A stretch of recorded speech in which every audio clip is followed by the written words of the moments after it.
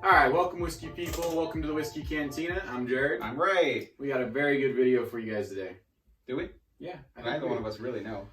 We don't know, but we're very excited actually. I'm excited. I'm really excited for this one actually. This is something completely different. I think our last video was a bottled and bond. We've done a lot of small batches. We've done a lot of like just single barrels and things like that. This is something completely different. This is a newer company. Well, I shouldn't say a newer company. A newer take on blends. Okay. Yeah. So we've got, who did this again? Barrel Craft Spirits does this, and this is Barrell Bourbon.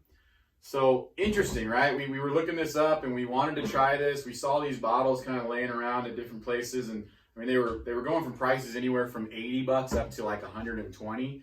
So we started kind of doing our research, trying to find out what this was and what interesting little perks it had. And it's funny too because the name's not going to sell anybody. Right. Barrell Bourbon. I mean, that's Barrell Bourbon. Yeah. Honestly, cool bottle, cool little marketing ploy. I mean, it looks. I mean, everything we found, everybody says, yeah, it's a great looking bottle. Everything we found said it's very good stuff. But what this is, it's actually a blend of Kentucky, Indiana, and Tennessee whiskey. Yeah, bourbon. Specifically bourbon because this is Barrell Bourbon. Now, this is what? NGP is the Indiana company, right? And then George Dickel's the Tennessee, and then nobody really knew who they were sourcing this from for Kentucky. That being said, aged in different barrels, different mash bills, and then all blended together. But the variety of tasting notes that we've read about, I mean, that's why I'm excited. It's supposed to be a whole new monster. Yeah, it's like a whole new monster. And like me and Raymond were talking about, we do some of these videos with like quintessential bourbons, you know, where it's just you get the tobacco, you get the sweet caramel, and you get that spice and everything nice, right? Yeah. This is just, you know what I mean? He's really excited for the new Powerpuff Girl reboot.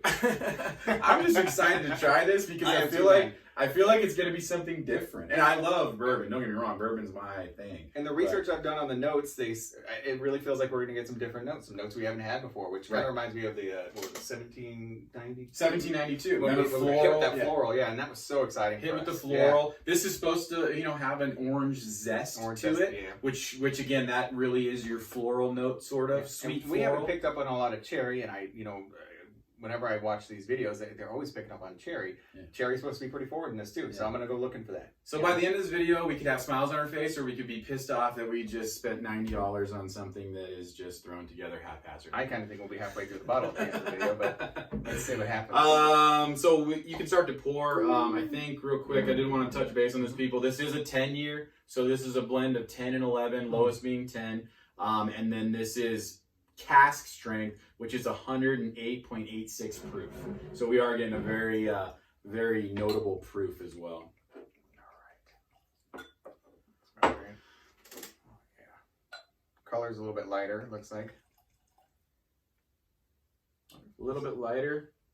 Looks darker in the bottle, but I did pour a little bit light too, so that might be a little bit of it. Really, again, really good looking bottle. I dig that.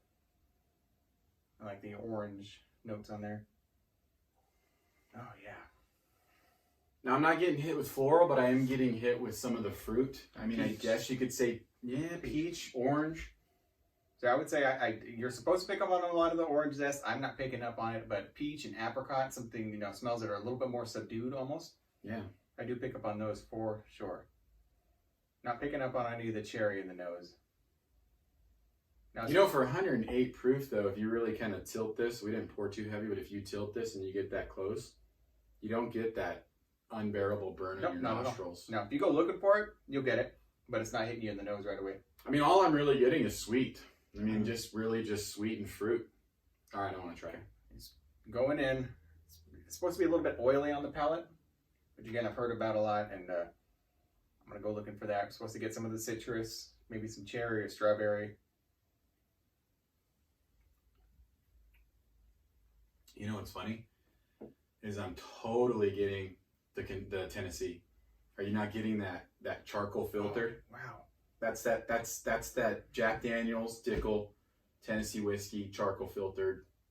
Like, that's just hilarious, right? No, I'm picking up on something. It's heavier, it's oilier. I see what they're saying but about the that. Finish, it's different. The finish is not that quintessential like No. spice burn bourbon. What is it though? There's a sweetness to it. There's something to it. Almost, it's like a candy. There's a candy that I can't put my. You know what's funny is now I go in for a smell afterwards, just like we did in the last video, and it's just hilarious that that's just hits me with more of that zest and more of that. It opens up that. It opens it up so much.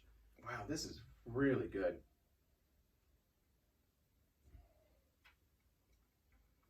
Oh, this is gonna piss me off because I cannot put my finger on it, but what does it taste like? There's something, it reminds me of something.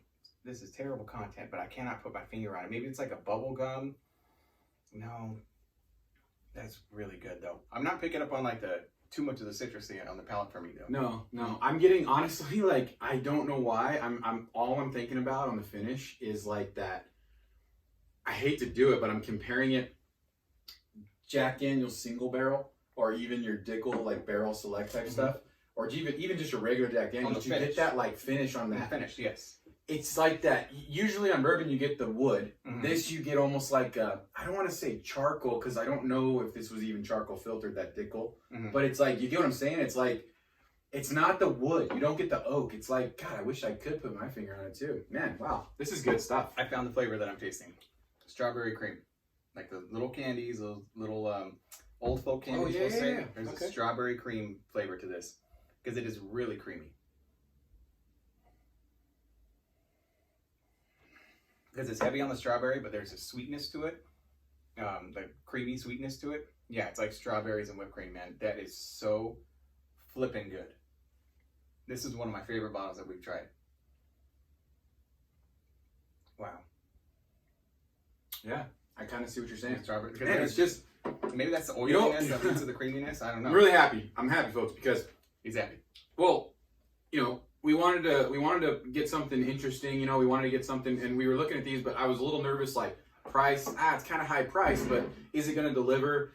It sounded like what they were doing could deliver, and it's delivering. Yeah, man, that's good. And this is a bottle. You're not going to go to somebody and say, "Have you tried the Barrell Bourbon batch 28?"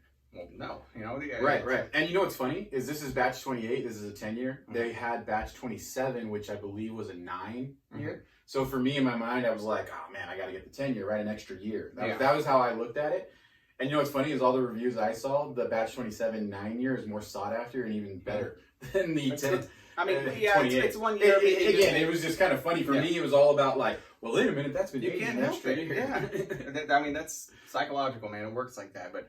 I cannot believe this is as high as a proof as it is. It's very good. You know what's funny? The complex flavors that it has. You just hit it on the head.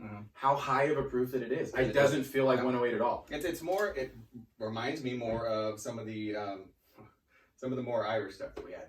Man, the flavors that you're getting with it. It's not burning you. It's not knocking you in the mouth. You get the burn on the back end. That's funny you mentioned that though too. I didn't even think about that. Drinking it though, like remember even with the E.H. Taylor, we were like. You know, a little bit of that burn and stuff. Oh, it's 100 proof. This is 108. 108. Yeah. Good job, man. Good job. Nice pick. Yeah, it was a good pick. Honestly, try it, folks. You know, really do try it. And again, don't be hesitant on that. We're a big fan of the small batches. We're a big fan of the single barrels. We're a big fan of all that as well. We've been a big fan of most things. Yeah, but at the same time, it's like just branch out. You know what I mean? Try different things. These blends are good. I mean, think about Johnny Walker. I mean, think about that Scotch. That's a blended Scotch. It's one of the most popular Scotches in the world, and it's a blended Scotch. Think about that too. Right. It's not a single malt. Okay. It's not your Macallan or anything like that. It's a blended Scotch. Which this is a blended bourbon from 3 different states. They definitely did a good job. Yeah. Barrell Bourbon, Bourbon Craft Spirits. Very good. Very good. Thanks for attending the video. This was a blast. I'm excited. I want to have another glass of this. Drink safe, drink smart. Click like, click subscribe. Thanks for joining in. Leave us a comment and check us out next time. I'm empty, but cheers. Cheers.